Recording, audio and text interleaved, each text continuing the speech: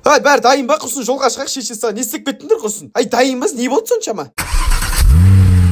Bluetooth қосылды. Мә, папа кешене порно сайт көрген ба не?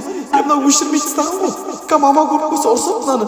Папа, не болды шешеңді сайынбас? Папа, телефоныңды берші маған. Не істейсің он телефонда? Мен музыка тыңдап жатқан жоқпын қазір. Жолда бір жерге соғылып қаламыз, тыныш отыршы шешеңді сайынбас. Папа, просто енді Bluetooth'ды өшіріп тастайықшы, пожалуйста, ана Bluetooth дейтін бар емес, радиация дейді, анау тоқ дейді ғой, анау зиян дейді, папа. Не айтып тұрсың сен шешеңді сайынбас, Ай, көңілімді өлмеуші, бір жерге соғып қалсам сені өлтіріп саламын мен бала, Папа, енді экранға қарашыш.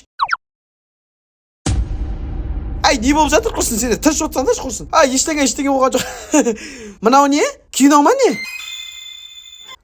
Бұл дейтін жаңа өлең ғой құрсын, хит болып жатыр, бәрі тыңдап жатыр тиктокта. Солай ма құрсын? Ай, жаңа Джелидің дауысын тыңдап көрейікші, колонкасына. Қосшы қаттырақ. Баспа! Сендер не қуып отырсыңдар? Қымбаттым, 25 қарашаға дейін Джелли, Атлас пен Манджара алған клиенттердің арасында ұтыс бар.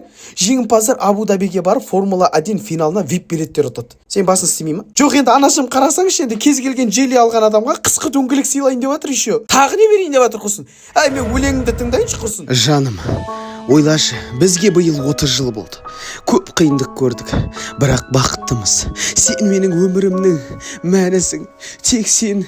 Мама, не деген мынау керемет сөздер, жаным.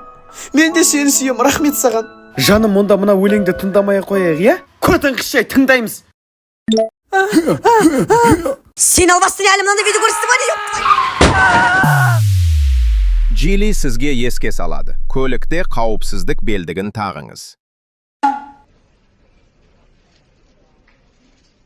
Мына идея ерекше екен. Кімнің идеясы болды мынау? Мынау менің ойым. Онда сен қазір компаниядан кет.